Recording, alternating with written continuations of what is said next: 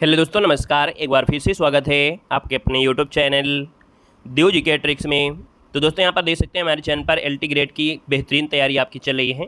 आपको practice set भी कराए जाते हैं, साथ में यहाँ पर टॉपिक वाइज भी आपके होते हैं, जो कि आपके टेस्ट पेपर के साथ साथ कुछ थ्योरी भी आपको पढ़ाई जाती है। तो इस वीडियो को पूरा देखेंगे। इसके पहले हमने यहाँ पर भक्ति काल में से देखा जाए तो आपके 65 क्वेश्चन और भी सॉल्व कराया था, क्योंकि आपका भक्ति काल जो आपका है काफ़ी बड़ा टॉपिक हो जाता है। इसमें सूफी काव्य भी होते हैं, संत काव्य भी होते हैं, राम भक्ति काव्य होंगे और ये आपको कृष्ण भक्ति मिलेंगे। तो थोड़ा ये ज़्यादा बड़ा वीडियो आपका हो जाता है, इसलिए एक पार्ट हमने आपको बना दिया था, उसको भी आप लोग प्लेलिस्ट के माध्यम से देख सकते हैं। तो चलिए स्टार्ट करते हैं। बचे हुए आपका जो टॉपिक है, जो कि मेन आपका देखा जाए भक्ति में आपका यही होता है, क्योंकि राम भक्ति से और आपके कृष्ण भक्ति से ही आपके ज़्यादा से ज़्यादा क्वेश्चन आपके बनते हैं, है ना। तो इस वीडियो को पूरा आपको देखना है। साथ में हमारे ऐप में नहीं जुड़े हैं तो हमारे ऐप में जुड़ सकते हैं। और हिंदी साहित्य की जो आपकी PDF है वो 99 रुपये में अवेलेबल है, जिसमें आपको देख सकते हैं प्रिंटेड हाईलाइट नोट्स मिलेगा और कवि रचनाएं होंगी, जीवन परिचय भी आपको एक एक पॉइंट मिलेगा, क्योंकि जीवन परिचय में जो आपके होते हैं ना, उसमें आपको रचना होगी और रचना के बारे में आपको दिया गया होगा और डिटेल आपको दिया गया होगा। टेस्ट सीरीज आपकी फ्री है, आप एलटी ग्रेड का लगाइए या UGC का लगाइए या आपका KVS का लगाइएगा, वो आपको टेस्ट सीरीज भी आपको फ्री है ना। साथ में आपके ऑब्जेक्टिव क्वेश्चन भी आपके हैं, क्लास नोट्स भी आपको दी जाती है, वो सिर्फ 99 रुपये में ही है ना। तो ऐप का नाम है देव जीके ट्रिक, तो वहाँ से जुड़कर और अपनी तैयारी कर सकते हैं, ठीक है ना। तो चलिए स्टार्ट करते हैं यहाँ पर राम भक्ति काव्य। तो पहला क्वेश्चन आपसे कह रहा है कि स्वामी अग्रदास किस काव्य धारा के कवि हैं। स्वामी अग्रदास किस काव्य धारा के कवि हैं। तो आप कहेंगे सर ये आपके हैं राम भक्ति काव्य धारा के हैं, यानी ऑप्शन नंबर आपका जो बनेगा वो आपका C नंबर राइट हो जाएगा। अब आपको मालूम होगा कि राम भक्ति के अंतर्गत देखा जाए तो आपके रामानंद, तुलसीदास, नाभादास, है ना, साथ में केशवदास, ये महत्वपूर्ण आपके कवि आपको देखने को मिलते हैं। आइएगा नेक्स्ट पॉइंट में आते हैं। नेक्स्ट पॉइंट से पहले हम लोग थोड़ी सी इसकी क्या जानकारी ले लेते हैं, है ना। ऑब्जेक्टिव क्वेश्चन तो लगाएंगे, लेकिन वही क्वेश्चन से पहले थ्योरी पढ़ेंगे और थ्योरी से यहाँ पर ऑब्जेक्टिव आपको निकलेंगे। आपको भी अच्छा लगेगा कि कुछ सीख रहे हैं और हम कुछ कर पा रहे हैं ना। तो देखो यहाँ पर आपसे कह रहा है कि जो सगुण काव्य धारा, यानी सगुण काव्य धारा में क्या होता है कि इस शाखा के अंतर्गत ईश्वर के मूर्त रूप को उपासना की जाती है। इसमें जो भी उपासना करते हैं वो मूर्ति पूजा करते हैं, है ना। सगुण काव्य धारा की दो शाखाएं हो जाती हैं, एक तो आपकी रामाश्रय शाखा, दूसरी आपकी कृष्णाश्रय शाखा। रामाश्रय शाखा, इस शाखा के कवि मर्यादा पुरुषोत्तम राम को अपना आराध्य मानकर यहाँ पर रचनाएं करते हैं। वहीं पर देखा जाए तो आपकी राम भक्ति धारा के प्रतिनिधि कवि आपके कौन हैं, तो आपके तुलसीदास। ये क्वेश्चन आपका बनता है कि राम भक्ति धारा के प्रतिनिधि कवि आपके कौन हैं, तो आप कहेंगे सर तुलसीदास आपके हो जाएंगे। यहाँ पर देख सकते हैं कि आपकी कुछ रचनाएँ हैं जो कि बहुत पूछी जाती हैं। जैसे तुलसीदास की रचना में से देखा जाए तो यहाँ पर पहली रचना आपकी देखिए रामचरितमानस है, जो कि आपके 7 भागों में आपके डिवाइड है ना। और यहाँ पर देखा जाए ये अवधी भाषा में है। वहीं पर आपकी विनय पत्रिका ब्रजभाषा में है, कवितावली आपकी ब्रजभाषा में है, गीतावली जो आपकी है मुक्तक काव्य है, दोहावली ब्रजभाषा में है, कृष्ण गीतावली आपकी ब्रजभाषा में, रामलला नैचू, बरवे रामायण, पार्वती मंगल, जानकी मंगल, वैराग संदीपनी, हनुमान बाहुक, रामाज्ञा प्रश्न, ये बहुत पूछी आ रही है ना। साथ में देखा जाए तो सजी इनकी एक आपकी है अग्नि परीक्षा। तो ये आपके तुलसीदास की बहुत महत्वपूर्ण रचनाएं, जो कि सभी रचना आपसे पूछी गई हैं, है ना। सबसे ज़्यादा ये पूछा गया है कि कवितावली जो आपकी किस भाषा में है या गीतावली किस भाषा में है, ये चीज़ को आपको फोकस करना है। तो स्क्रीनशॉट ले लीजिए इसका, ठीक है ना। यहाँ पर देखा जाए तो आपकी वाल्मीकि की बात करते हैं तो वाल्मीकि की एक रचना है जो कि आपकी रामायण है, जो कि आपकी संस्कृत भाषा में है। वहीं पर रामानंदी की रचना का नाम है राम आरती, है ना। क्या हो जाएगा, राम आरती हो जाएगा। यहाँ पर देखा जाए तो नाभादास की रचना का नाम है अष्टयाम, जो कि ब्रजभाषा में है, और भक्तमाल जो कि आपके किसमें, आपकी ब्रजभाषा में है। तो नाभादास की दो महत्वपूर्ण रचना अष्टयाम और भक्तमाल हो जाएगा। केशवचंद्र की बात करते हैं, यानी केशवदास की बात करते हैं, तो केशवदास की जो रचना है वो रामचंद्रिका, जो कि प्रबंध काव्य है, विज्ञान गीता जो कि आध्यात्मिक ग्रंथ है। तो आपसे क्वेश्चन पूछा जाएगा कि सर केशवदास का आध्यात्मिक ग्रंथ कौन सा है। तो हमने कहा था गीता, जो आपका गीता ये क्या है, आध्यात्म है ना, यानी आध्यात्मिक है। तो आप कहेंगे सर ये आध्यात्मिक है जो आपका जो विज्ञान गीता है, ये बहुत पूछा गया है। अगला देखो दिया गया है नरिहर दास की रचना का नाम है पौरुषेय रामायण, नाम है, क्या नाम है, पौरुषेय रामायण हो जाएगा। इसके बाद यहाँ पर आते हैं अग्रदास। तो देखिए अग्रदास की जो आपकी रचना है वो आपकी कौन सी है, तो आपकी राम भजन मंजरी, रामाष्टायाम, कुंडलिया, ध्यान मंजरी, हितोपदेश, उपासना बावनी, ये आपके अग्रदास की जो कि काफ़ी बार आपसे पूछा गया है। ध्यान मंजरी भी पूछी गई है। इसके बाद ईश्वर दास की जो आपकी रचना है वो आपकी देखिए भरत मिलाप हो गया, अंगद पैज हो गया, सत्यवती कथा हो गया। इसके बाद सेनापति की जो आपकी रचना है वो आपकी कवित्र रत्नाकर जो ब्रजभाषा में है, और एक आपकी है काव्य कल्प द्रुम आपकी हो जाएगी सेनापति की। तो ये महत्वपूर्ण आपकी कवि हैं। अब ये भी आपको याद रखना है, आपसे पूछेगा कि सर राम भक्ति धारा में जो महत्वपूर्ण देखा जाए तो आपके कवि कौन है? तुलसीदास, वाल्मीकि, रामानंद, नाभादास, केशवदास, नरहरदास, अग्रदास, ईश्वरदास, सेनापति। ये आपके भक्ति काव्य से यानी राम भक्ति काव्य से हैं, है ना। कुछ पॉइंट आपके एग्जाम में यहाँ से डायरेक्ट पूछे जाते हैं। जैसे यहाँ पर दिया गया है, रामचंद्र शुक्ल के अनुसार जिस प्रकार रामचरितमानस का गान करने वाले भक्त कवियों में गोस्वामी तुलसीदास का स्थान सर्वश्रेष्ठ है, उसी प्रकार से कृष्ण चरित का गान करने वाले, है ना, भक्त कवियों में महात्मा जो आपके सूरदास जी हैं उनका स्थान आता है।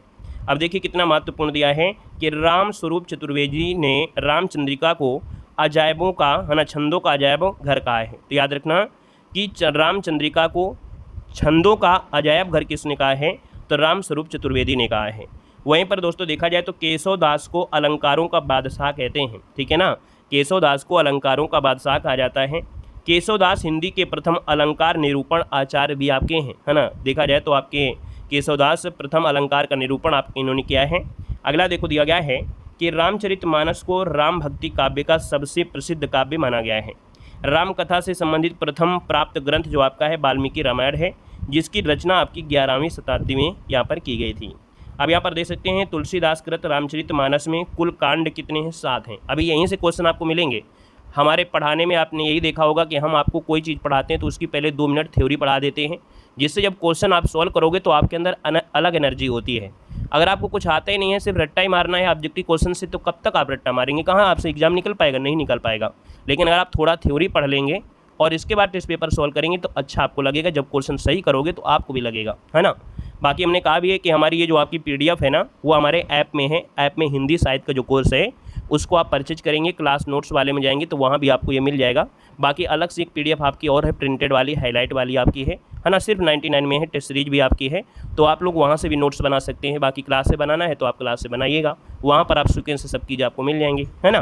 तो हमारे ऐप देव जीके ट्रिक्स से भी आप लोग जुड़ जाइएगा, है ना। ये सब चीज़ें वहाँ भी मिलेंगी। देखो हमने कहा तुलसीदास कृत रामचरितमानस में कुल 7 कांड हैं, जिसमें सबसे बड़ा कांड जो है बालकांड है, सबसे छोटा कांड जो आपका है किष्किंधा कांड है। इसकी रचना अगर आपसे पूछे कि सर रामचरितमानस की जो रचना है वो 2 वर्ष 7 माह और 26 दिन में आपकी हुई थी। इन 7 कांडों का सही क्रम आपसे पूछ लेता है। अगर आपने MA किया होगा, सबने किया होगा, है ना, MA आपने हिंदी सबने किया होगा, तभी आप देख भी रहे हैं। तो MA में आप देखते होंगे एक आपका ऑप्शनल सब्जेक्ट आता है जिसमें कोई सूरदास लेता है, कोई तुलसीदास लेता है। तो जैसे तुलसीदास लेंगे तो वहाँ से ढेर सारे क्वेश्चन आपका यहीं से हो जाता है, यानी अधिकतम क्वेश्चन इतने से ही बनेगा, यानी रामचरितमानस से ही सब लगभग क्वेश्चन बन जाते हैं, है ना। दिया होगा आप लोगों ने, है ना। तो यहाँ पर देखिए ये क्रम आपसे पूछा जाता है कि 7 कांडों का सही क्रम क्या है। तो सबसे पहले बाल कांड, फिर अयोध्या कांड, फिर अरण्य कांड, किष्किंधा कांड, सुंदर कांड, लंका कांड और लास्ट में आता है उत्तर कांड आता है, ठीक है ना। तो कभी कभी 7 कांड हो जाता है, कभी कभी 7 सोपान भी हो जाता है ना। अब यहाँ पर याद रखना है कि इसमें अयोध्या कांड को हृदय कांड भी कहते हैं। याद रखिए इसमें अयोध्या कांड को हृदय कांड भी कहा जाता है। रामचरित जो मानस है वो 3 जगह लिखी गई, एक अयोध्या में, कुछ आपके काशी में और कुछ आपके चित्रकूट में।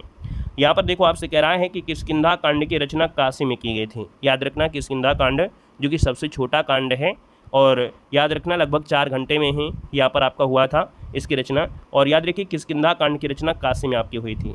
अब बात आती है कि रचना की दृष्टि से केशवदास रीतकालीन के कवि हैं, यानी रचना के हिसाब से देखा जाए तो केशवदास रीतकाल के हैं, लेकिन काल के हिसाब से पूछा जाए तो भक्ति काल के कवि हैं। इस बात को गहनता से नोट कर लीजिएगा, ऐसी पॉइंट बहुत पूछता है एग्जामिनर, ठीक है ना। अगला आइएगा, क्वेश्चन आपके सामने आ गया है, अब आपको सॉल्व करना शुरू कर देना है, ठीक है ना। यहाँ पर देखो दिया है राम भक्ति शाखा में राशिकोपासना का समावेश किसने किया है। राम भक्ति शाखा में राशिकोपासना का समावेश जो किया है वो किसने किया है। तो सर ये जो आपके हैं अग्रदास हैं। कौन हैं? यहाँ पर जो आपके अग्रदास आपके हैं, इन्होंने पदावली ध्यान मंजरी में सीताराम का सौंदर्य वर्णन किया है, यानी रसिक भावना की उपासना को स्थापित किया है ना। तो यहाँ पर देखा जाए तो इन्हीं के अनुसरण उनके शिष्य जो नाभादास ने इन्हीं का अनुसरण आपका किया है। अगले क्वेश्चन में आते हैं। क्वेश्चन आपसे दिया गया है कि गोस्वामी जी के पिताजी का नाम क्या था। गोस्वामी जी के पिताजी का नाम क्या था, यहाँ पर बताना है। ये अभी हम आपको सीरीज दे रहे हैं, ये सीरीज आपको जैसे ही खत्म होगी एक सीरीज फिर से लाएंगे, और वो हमारी सीरीज और हार्ड होगी और कठिन आपकी होगी। यही सीरीज से आपको उद्धार नहीं होगा, ये सीरीज में हम आपको हर एक टॉपिक करा दे रहे हैं, भक्ति काल और आपका द्विवेदी योग वगैरह सब चीज़ हम आपको छायावाद सब करा दे रहे हैं। लेकिन इसके बाद एक फिर से सीरीज हम आपको लाएंगे और उस सीरीज में हार्ड लेके आएंगे और अच्छा लेवल आपको लेके आएंगे। यानी जैसे जैसे आप बढ़ेंगे, जैसे जैसे आपको कुछ जानकारी होती जाएगी, वैसे वैसे लेवल हम आपको यहाँ पर देंगे। हमारे इन्हीं वीडियो से आप लोगों को सफलता हासिल हो जाएगी, ठीक है ना। तो ये सीरीज आप लोग जब तक एग्जाम नहीं होता है तब तक आपको बदल बदल के सीरीज आएंगी, मैराथन क्लासें भी आएंगी, ठीक है ना। देखो गोस्वामी जी के पिता का नाम क्या है, तो 68 नंबर आपका दिया गया है। गोस्वामी जी के पिता का नाम क्या था, आत्माराम था। क्या था, आत्माराम था। तो ऑप्शन नंबर आपका बी नंबर इसका राइट हो जाएगा। अब हमने कहा कि आपको जीवन परिचय पढ़ना जरूरी होता है।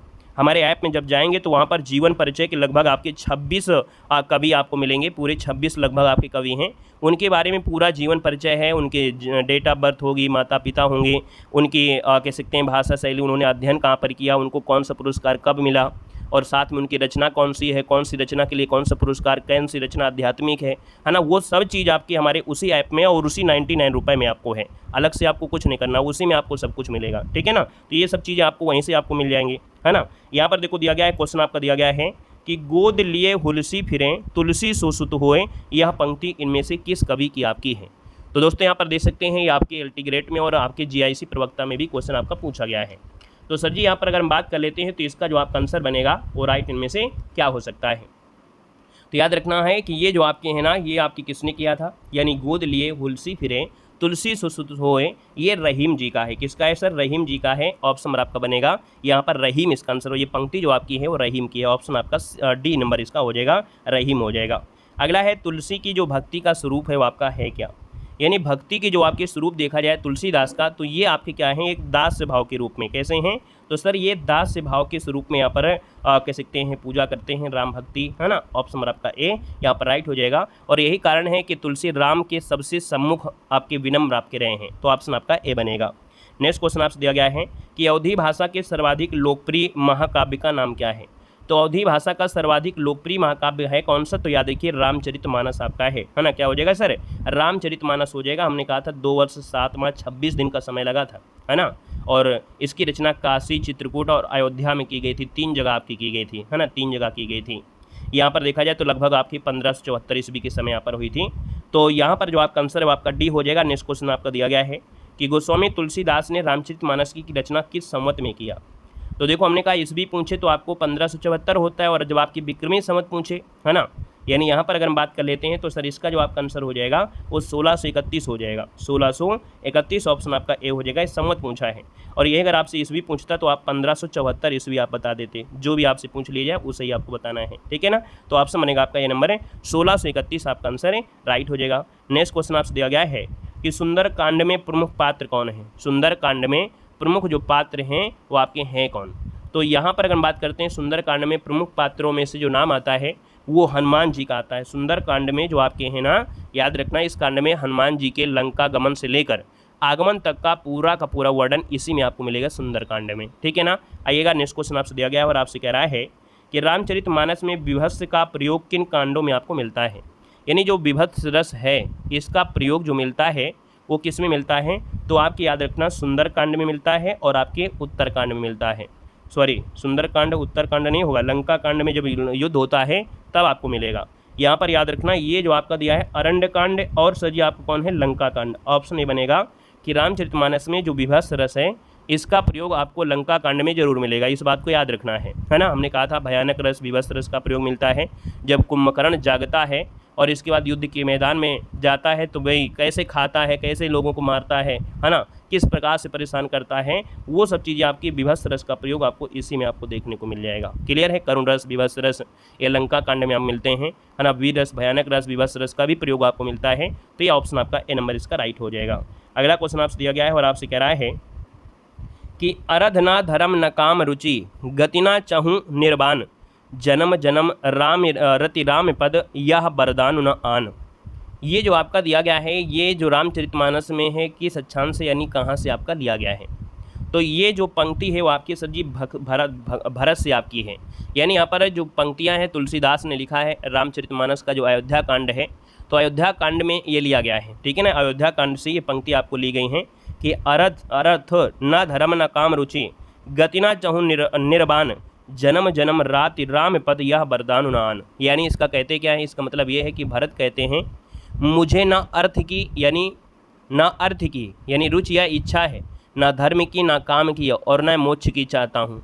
जन्म जन्मांतर मेरा जो श्री राम जी के चरणों में प्रेम बना रहे, बस यही वरदान मांगता हूँ, दूसरा कुछ नहीं। इसका मतलब ये आपका है। तो ये किसने कहा है, तो आपके भरत जी ने कहा था, ठीक है ना। और ये कहाँ से लिया गया है, तो रामचरितमानस के अयोध्या कांड से लिया गया है, ठीक है ना। अगला क्वेश्चन देखो आपसे दिया गया है कि सर अवधी और ब्रज दोनों भाषा में रचना करने वाले कवि कौन हैं।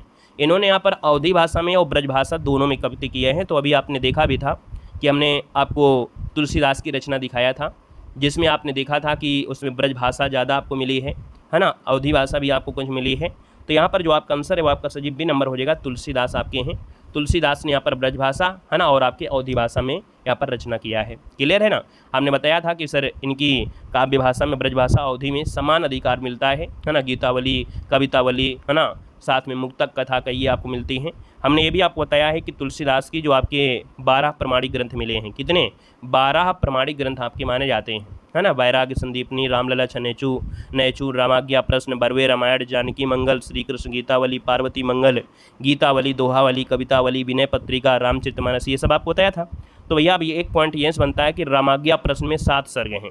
याद रखना है इनकी एक रचना है, जिस रचना को आपको नोट कर लेना है, रामाज्ञा। कितने लोग जानते हैं रामाज्ञा के बारे में, यानी रामाज्ञा पहली बार तो नहीं पढ़े हैं कि रामाज्ञा जो प्रश्न है ये सर इन्हीं की रचना है, पहली बार तो नहीं पढ़े ना, इसके पहले भी आपने पढ़ा होगा।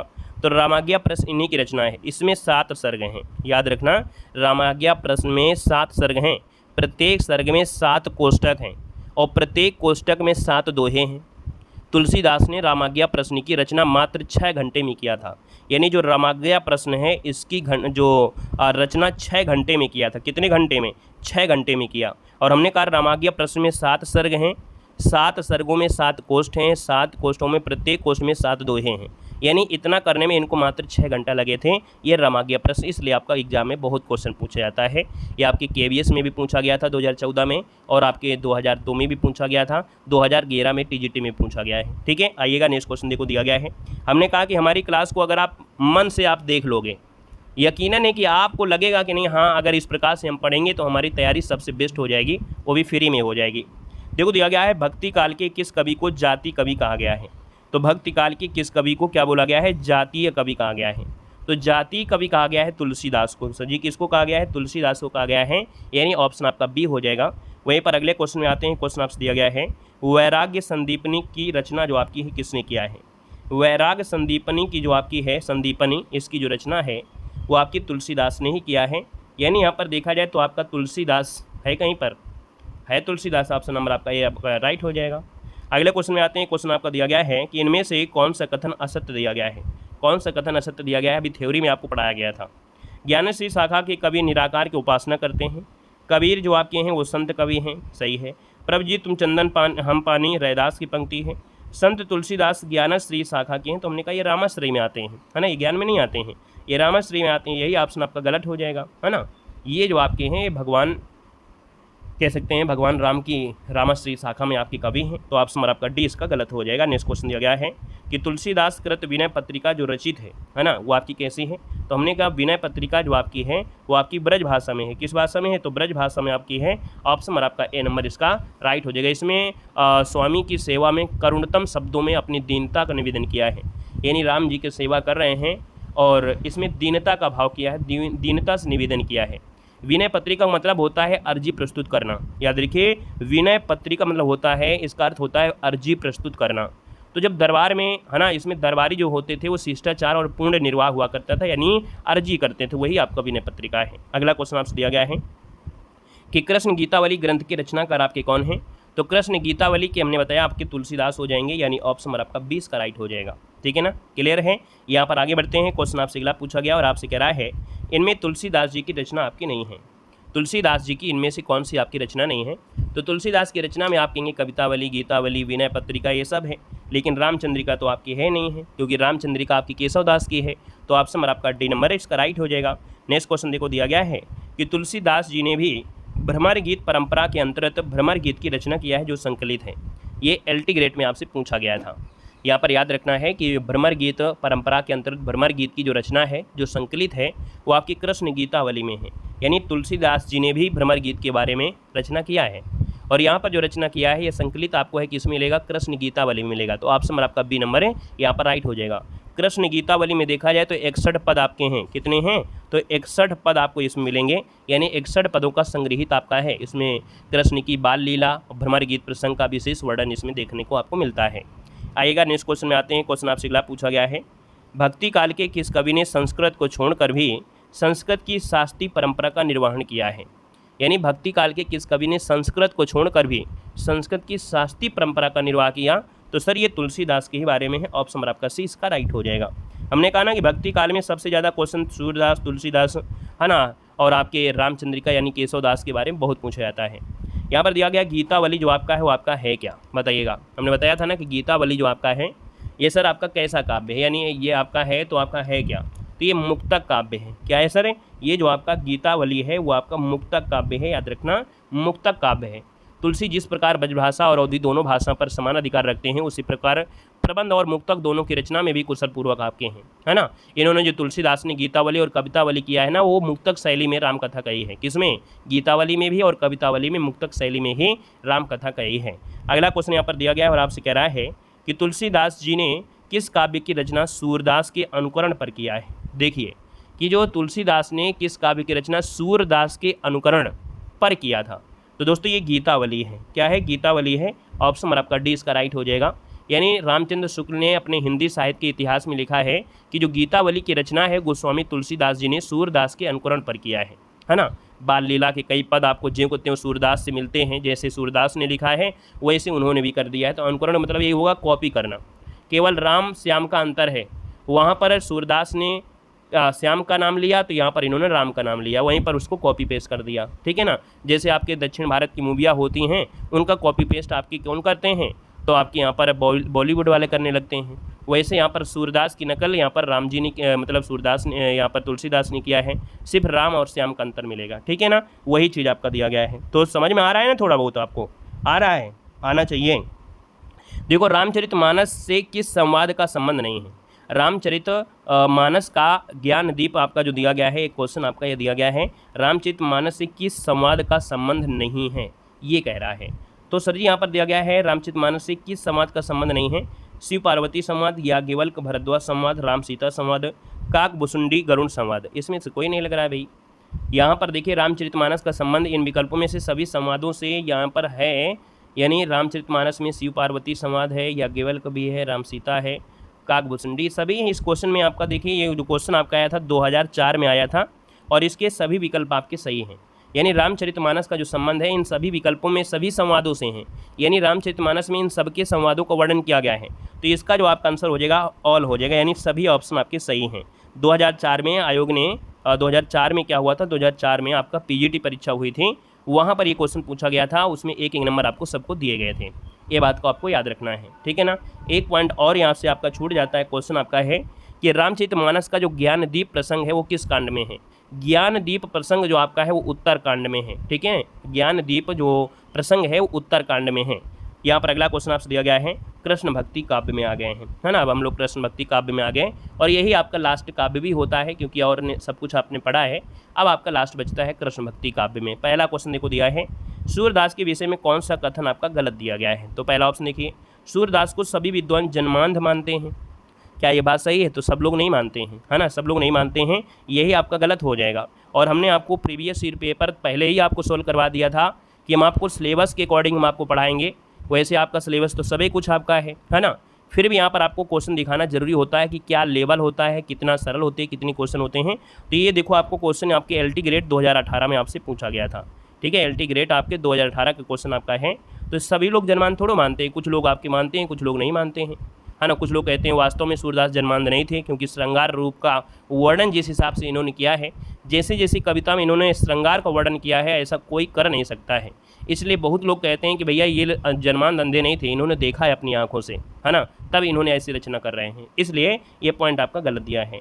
बाकी सूरदास श्रीनाथ मंदिर वृंदावन में कीर्तन करते थे। सूरदास वल्लभाचार्य के शिष्य थे। प्रभु हों सब पतित को राजा, पर निंदा मुख पूरे रहो जग यह निस बाजा, ये सब सूरदास के हैं। आइएगा नेक्स्ट क्वेश्चन में आते हैं। क्वेश्चन दिया गया है सूरदास जी कौन सी धारा के प्रतिनिधि कवि हैं? चलिए बताइएगा सूरदास जी कौन सी धारा के प्रतिनिधि कवि हैं? तो आप कहेंगे सर ये कृष्ण काव्य धारा के हैं, यानी ऑप्शन नंबर आपका सर जी ए नंबर इसका यहाँ पर राइट हो जाएगा। क्लियर है, ये तो आप जानते ही जानते हैं। तो थोड़ा सा इनके बारे में क्या पूरे हम लोग कृष्ण भक्ति शाखा के बारे में पढ़ लेते हैं, जो आपके रचनाकार होते हैं, क्योंकि डायरेक्ट क्वेश्चन बन जाता है कि इनमें राम भक्ति कवि कौन नहीं है या राम भक्ति कवि कौन है, तो उसमें क्या थोड़ा जानकारी होना जरूरी है। तो देखो इस शाखा के कवि भगवान श्री कृष्ण की आराधना करते थे, उन्हें अपना आराध्य मानकर रचनाएं करते थे। इस शाखा के मुख्य प्रवर्तक वल्लभाचार्य जी हैं, याद रखना है। इस शाखा के प्रमुख प्रवर्तक अगर आपसे पूछे प्रवर्तक, क्या अगर प्रवर्तक पूछे तो प्रवर्तक अगर आप पूछे तो वल्लभाचार्य देना है, लेकिन अगर पूछे कृष्ण भक्ति धारा के प्रतिनिधि जो आपके हैं वो आपके सूरदास जी आपके हैं। प्रवर्तक वल्लभाचार्य और प्रतिनिधि जो आपके हैं सूरदास जी, अभी आपको मिलेंगे क्वेश्चन।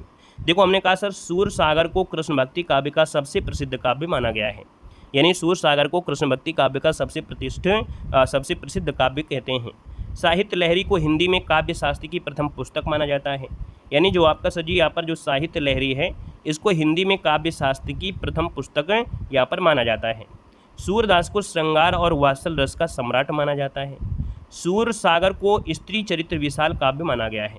तो देखो सूरदास की तीनों रचना, यानी सूर सागर को कृष्ण भक्ति काव्य का सबसे प्रसिद्ध काव्य, साहित्य लहरी में है ना, साहित्य लहरी को हिंदी में काव्य शास्त्र की प्रथम पुस्तक, सूरदास को श्रृंगार और वात्सल रस का सम्राट जो आप जानते हैं।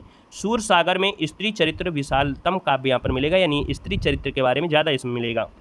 यहाँ पर देखो दिया गया है सर जी कुछ पॉइंट आपके और हैं कि मीराबाई को हिंदी के आदि कवित्री और प्रथम कवित्री भी कहा जाता है, यानी मीराबाई को हिंदी के आदि कवित्री और प्रथम कवित्री भी कहा जाता है।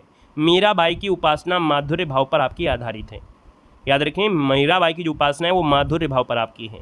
अब यहाँ पर देखो आपसे पॉइंट पूछा जाता है एग्जाम में, नंददास को जड़िया कवि भी कहा जाता है। तो याद रखें जड़िया कवि किसे कहते हैं, तो नंददास को कहा जाता है। इनके विषय में एक पंक्ति है कि और कवि गड़िया नंददास जड़िया, ठीक है। अब सबसे ज़्यादा क्वेश्चन आपके अष्टछाप से बनते हैं। तो देखो अष्टछाप के कवियों में अगर पूछा जाता है तो हमने कहा सर वल्लभाचार्य और इनके पुत्र थे विट्ठलनाथ, है ना, विट्ठलनाथ। तो विट्ठलनाथ ने अपने पिता यानी वल्लभाचार्य के 4 शिष्य और अपने 4 शिष्यों को मिलाकर एक अष्टछाप की रचना किया। तो याद रखना है कि आपके वल्लभाचार्य और विट्ठलनाथ के जो आपके थे 4 शिष्य थे, इन सबको मिलाकर एक बनाया गया अष्टछाप, यानी 8 जो आपके कह सकते हैं कि 8 जो आपके थे शिष्य थे उनसे आपका बना। तो भैया ये कब की गई थी, तो आपके 1565 में क्वेश्चन आपसे पूछा जाएगा कि सर अष्टछाप की रचना कब की गई थी, तो आपके 1565 में किसने किया था, यानी वल्लभाचार्य विट्ठलनाथ ने यहाँ पर किया था, यानी 4 इनके और 4 इनके।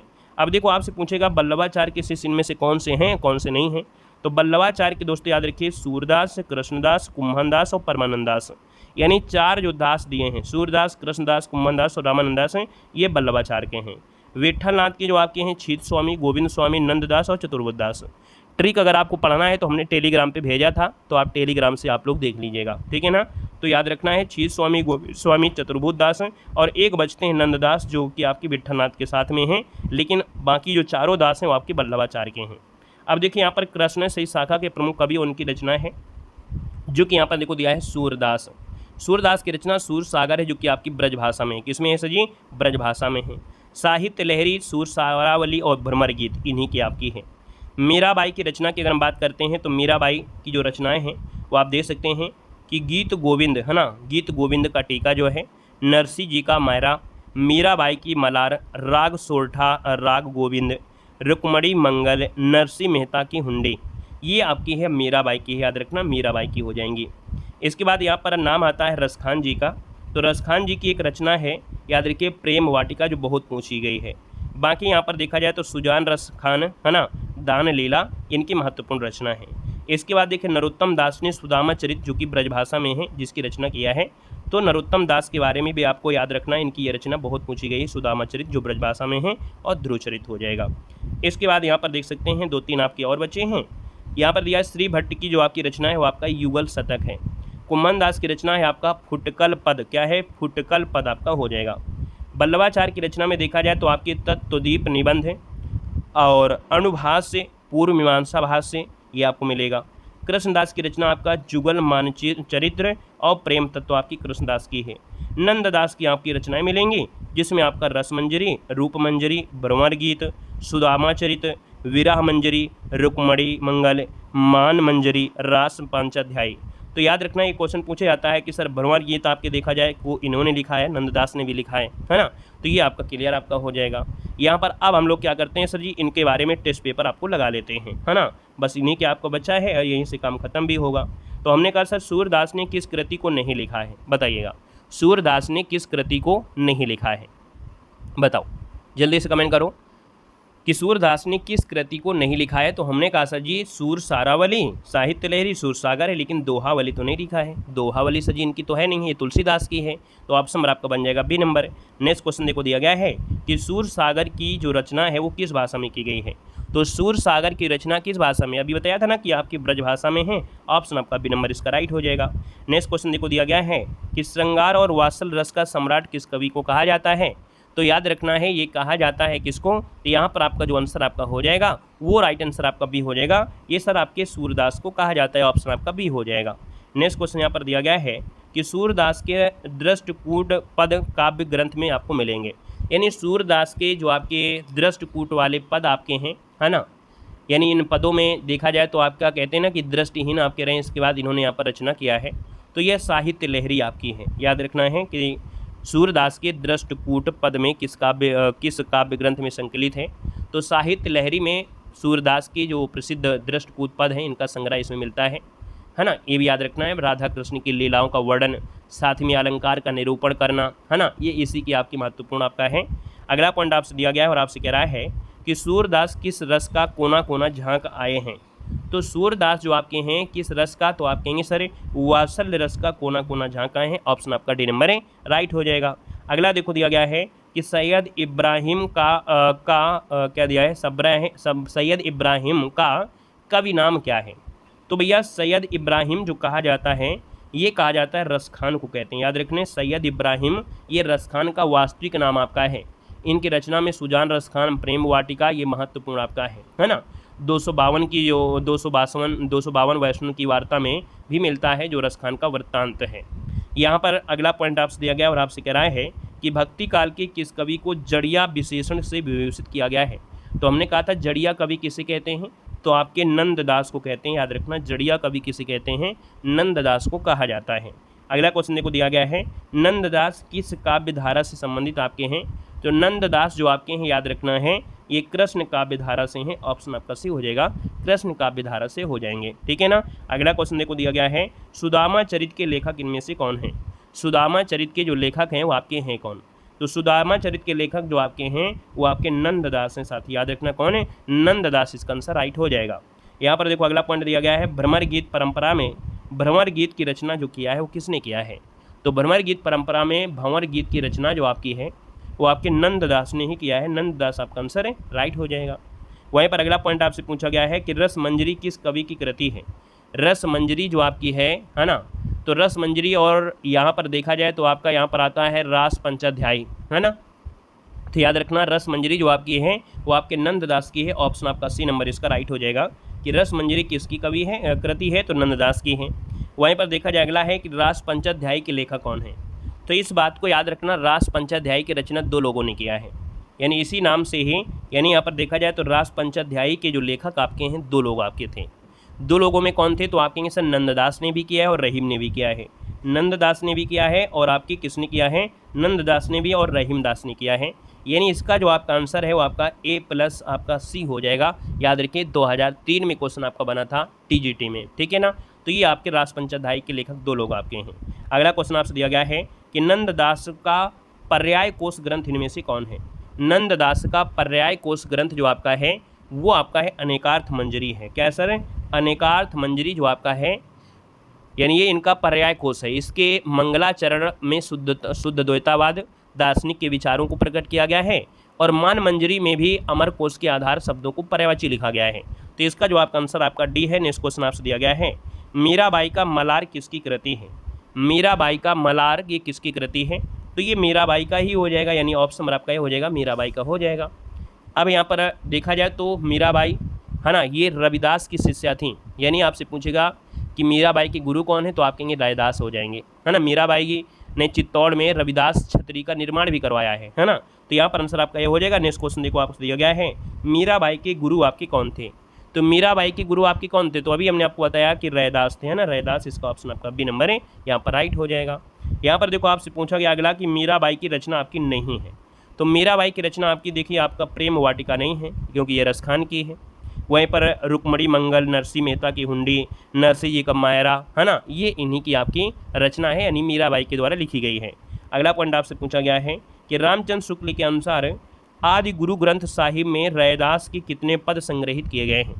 यानी रामचंद्र शुक्ल के अनुसार कहते हैं कि आदि गुरु ग्रंथ साहिब में रैदास के कितने पद आपको संग्रहित हैं, तो 40 पद आपके हैं, याद रखना 40 पद आपके हैं, इस बात को आपको याद रखना है ना।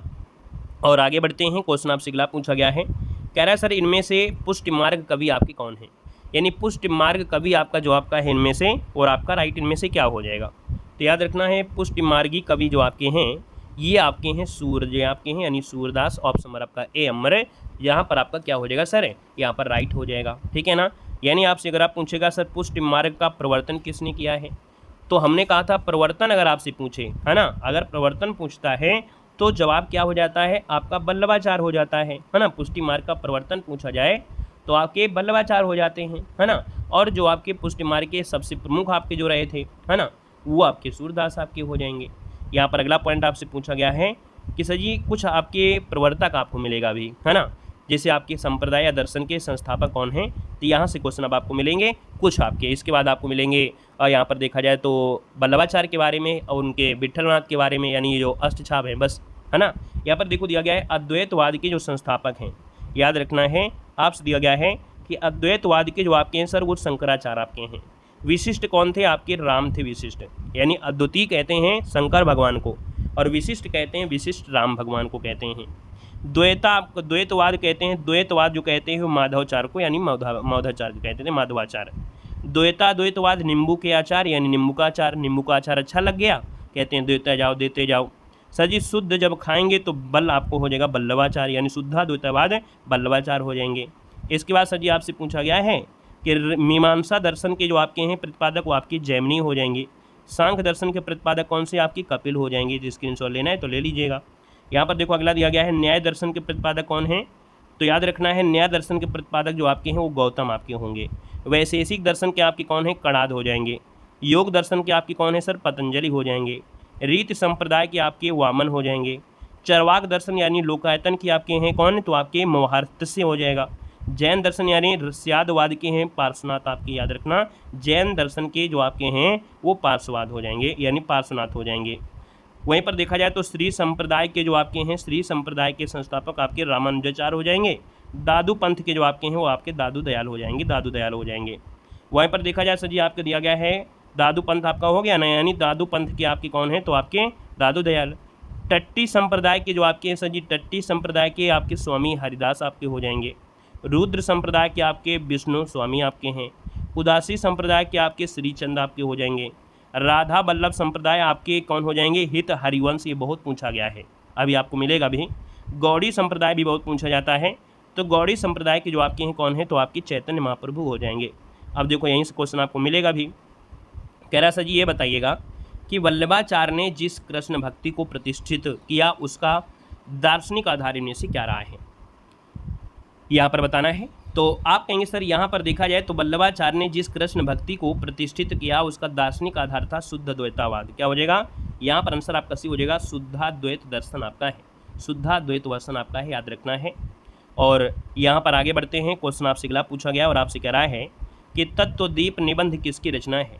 तत्वदीप निबंध जो रचना है वो आपकी किसकी रचना है, तो ये रचना आपके वल्लभाचार्य जी की है, याद रखना वल्लभाचार्य, इसका आंसर आपका ये नंबर है, यहाँ पर राइट हो जाएगा। और अगले पॉइंट में आते हैं, नेक्स्ट पॉइंट दिया गया है वल्लभाचार्य का रचित ग्रंथ इनमें से कौन सा है। तो वल्लभाचार्य का रचित ग्रंथ जो आपका है याद रखना है वो है अणुभाष्य। क्या है, अणुभाष्य हो जाएगा। अगला क्वेश्चन आपसे दिया गया है कृष्ण काव्यधारा के प्रवर्तक आपसे पूछा गया है। तो हमने कहा सर जी प्रवर्तक पूछा है, प्रवर्तक पूछेगा तो आपको क्या देना है, ये आपके स्वामी वल्लभाचार्य हो जाएंगे, ऑप्शन नंबर आपका बी हो जाएगा। अगला सर जी आपसे पॉइंट दिया गया है कि कई चिंतन और कलाधारों का योगदान मिलता है। कई चिंतन और कलाधारों का योगदान मिलता है। याद रखना है ये जो आपका है किसमें, तो कृष्ण भक्ति धारा में है, यानी कृष्ण भक्ति धारा में। ऑप्शन नंबर आपका ए यहाँ पर राइट हो जाएगा, कृष्ण भक्ति धारा में मिलता है चिंतन और कलाओं का योगदान।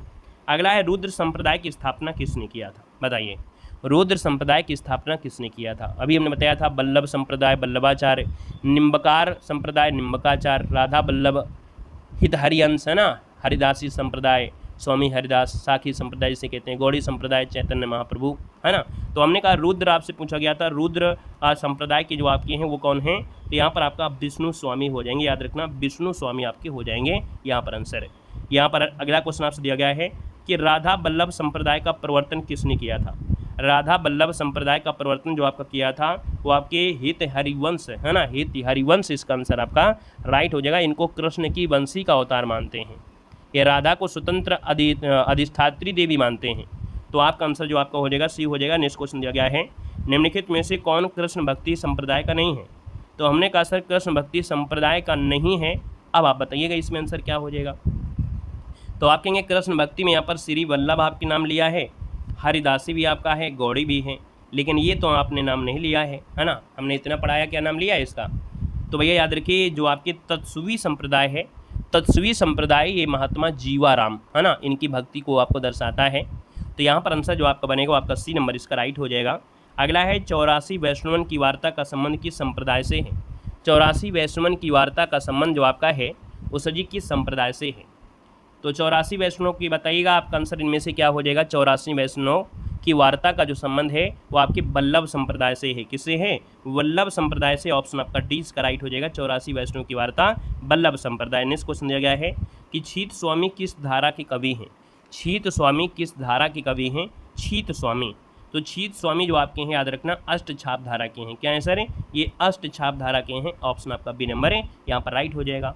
हमने कहा छीत स्वामी है ना। अब आपको याद होगा कि हमने कहा था कि अष्ट छाप की जो रचना की गई है वो कब की गई थी। तो अष्ट छाप की रचना आपके 1565 में आपकी की गई थी। अष्ट छाप में कवियों की संख्या 8 है। 8 कवियों में बल्लभाचार्य के 4 थे जो कि आपके दास वाले, सूरदास, मोहनदास, परमनदास, कृष्णदास। नंददास नहीं है, नंद आपके विट्ठल में आएंगे है ना। गोस्वामी जो विट्ठल नाथ के थे, गोविंद स्वामी, नंददास, क्षीर स्वामी, चतुर्भुदास इसमें आपके आएंगे है ना। यानी 8 भक्त जो हैं श्रीनाथ जी की लीला का वर्णन यहाँ पर देखने को मिलता है। तो आइएगा नेक्स्ट पॉइंट दिया गया है कि अष्ट छाप की स्थापना यहाँ पर कब और किसने किया था। तो यहाँ पर देख सकते हैं कि स्थापना आपकी 1565 में और किसने किया था ये बताइएगा। तो आप कहेंगे विट्ठल नाथ किया था। याद रखना है यहाँ पर बल्लभाचार्य नहीं देना है, यानी कि 4 शिष्य बल्लभाचार्य के थे, उनके शिष्यों को लिया, विट्ठल नाथ के 4 हो गए और किया किसने, विट्ठल नाथ किया था। तो याद रखना इसका जवाब आपका हो जाएगा विट्ठल नाथ, आपका आंसर है राइट हो जाएगा। अगला क्वेश्चन देखो दिया गया है कि अष्ट छाप के संस्थापक आपके कौन हैं। तो अष्ट छाप के संस्थापक कौन हो जाएंगे। तो आप कहेंगे सर विट्ठल नाथ आपके इसका आंसर है यहाँ पर राइट हो जाएगा, विट्ठल नाथ आपका बनेगा, बल्लभाचार्य ना लगा देना, ठीक है। अगला देखो दिया गया है कि सर अष्ट छाप में कौन सम्मिलित नहीं है। तो अष्ट छाप में कौन नहीं सम्मिलित है। तो हमने कहा कुंभमदास, शीश स्वामी, केशवदास, नंददास। तो भैया केशवदास का तो नाम आपको नहीं लिया गया है ना। ऑप्शन आपका सी हो जाएगा। अगला पॉइंट आपसे दिया गया है इनमें से एक कवि अष्ट छाप के नहीं है। अष्ट छाप की ट्रिक अगर आपको नहीं पता है तो हमने टेलीग्राम पे आपको भेजा था, तो आप लोग जाइएगा मीडिया वाले ऑप्शन में, वहाँ पर आपको ट्रिक भी आपको मिल जाएगी और भी कई नोट्स आपको टेलीग्राम पे दिए गए हैं। तो देखो इनमें से एक कवि अष्ट छाप में नहीं है। तो हमने कहा कृष्णदास, चतुर्भुजदास, क्षीर स्वामी, लेकिन गोविंद दास तो हमने नहीं बताया है, तो गोविंद दास इनमें आपके नहीं हो जाएंगे। अगला क्वेश्चन देखो दिया है कि जुगलमान चरित नामक ग्रंथ के लेखक कौन है। जुगलमान नामक जो ग्रंथ है इसके आपसे लेखक पूछा गया है। तो सर इसके लेखक जो आपके हैं वो कृष्णदास हैं। क्या हो जाएंगे सर, यहाँ पर कृष्णदास हो जाएंगे, बी नंबर इसका राइट हो जाएगा, कृष्णदास हो जाएंगे। अगला पॉइंट दिया गया है कि भ्रमर गीत प्रसंग का मूल स्रोत क्या है। यानी भ्रमर गीत जो प्रसंग है इसका मूल स्रोत जो आपका है वो श्रीमद् भागवत का 10वां जो आपका स्कंध है, 10वां स्कंध है, ये इसका स्रोत आपका है। 10वें स्कंद में जो 46 और आपका 47वां अध्याय है, यानी 10वें स्कंद में जो आपका 46वां है और आपका 47वां आपका जो अध्याय है, 37वां अध्याय है, वहाँ पर आपको मिलेगा, याद रखना है, ठीक है ना। अगला क्वेश्चन यहाँ पर आपसे पूछा गया है कि सर जी भ्रमर गीत का उपजीव ग्रंथ इनमें से कौन है। भ्रमर गीत का उपजीव ग्रंथ इनमें से आपका है वो आपका है कौन। तो यहाँ पर याद रखना है ये आपका हो जाएगा श्रीमद् भागवत पुराण है, याद रखना भ्रमर गीत का उपजीव द्रव्य का जो आपका ग्रंथ है वो श्रीमद् भागवत महापुराण। इसका आंसर क्या हो जाएगा, ए नंबर है, यहाँ पर राइट हो जाएगा दोस्तों, याद रखना है। क्लियर है। तो भैया इस प्रकार से आपकी जो भक्ति काल है वो आपकी कंप्लीट होती है। अब आपको रीत काल आपको मिलेगा, है ना। लेकिन आपको एक कमेंट करना है कि सूरदास के जो कह सकते गुरु थे वो आपके कौन थे। सूरदास के गुरु जो थे वो आपके कौन थे, ये आप लोगों के लिए होमवर्क है और आपको कमेंट बॉक्स में कमेंट करके आपको बताना है। वीडियो में हमने कहा है कि एक पार्ट हमने इसको पहले दे दिया था, लाइव करा दिया था, तो उसको प्लेलिस्ट देख लीजिएगा और इसको देख लीजिएगा, है ना। और अगर आप 99 रुपये देने को इच्छुक हैं, हम मानते हैं कि आप लोग गरीब हैं, लेकिन फिर भी 99 आपके लिए बहुत ज़्यादा नहीं है। आप यूट्यूब में देखते होंगे कि आपका जो कोर्स है आपको 3000 4000 ऐसे रखे हुए हैं, है ना।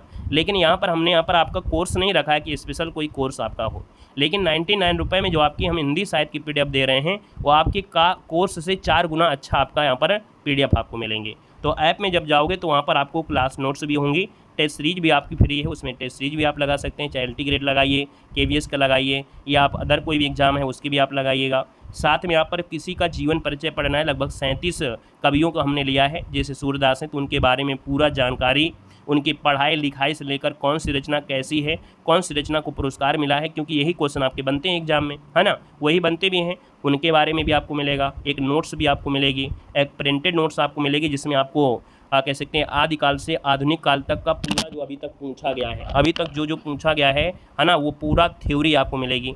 लगभग 2000 क्वेश्चन भी आपके हैं। तो हमें नहीं लगता है कि 99 रुपये आप लोगों के लिए बहुत कुछ लगेंगे, यानी कि 99 रुपये लगाएंगे तो आप जब कोर्स परचेज करेंगे और आप देखेंगे तो आप कहेंगे सर आप इतना सस्ता कोर्स क्यों दे रहे हैं, है ना। आपको भी लगेगा, क्योंकि जितने लोगों ने लिया है सब ने कहा है कि सर ऐसा कोर्स कोई नहीं देता है, वो भी आप 99 में दे रहे हैं और इतना कुछ दे रहे हैं, इतना ज़्यादा ढेर सारा आप दे रहे हैं, क्लास में जो पढ़ाते हैं वो भी आप देते हैं, है ना। तो आप लोग भी जाइए, आप लोग भी यहाँ पर इसका फ़ायदा उठाइए। क्लास में आप कब तक पढ़ेंगे, क्लास में जो आपकी क्लास नोट्स ही आपको मिल पाएंगे, बाकी जो हमने यहाँ पर थ्योरी पढ़ाया है, जो आपको नोट्स प्रोवाइड कराया है, वो तो आपको वहीं पर मिलेंगे, सेकेंड मिलेगा। अपना नोट्स भी बनाइएगा, अच्छे से तैयारी करिएगा, है ना। तो ऐप में जुड़कर भी आप लोग अपनी तैयारी कर सकते हैं, है ना। और ऐसे धीरे धीरे हमारा पार्ट यहाँ पर आपको मिलता रहेगा यूट्यूब में भी, बाकी ऐप में आप जाएंगे तो वहाँ सब कुछ सेकेंड से आपको मिल जाएगा, ठीक है ना। तो आज के लिए इतना रखते हैं, मिलते हैं एक नए सेशन में। धन्यवाद सभी को, जय हिंद, वंदे मातरम।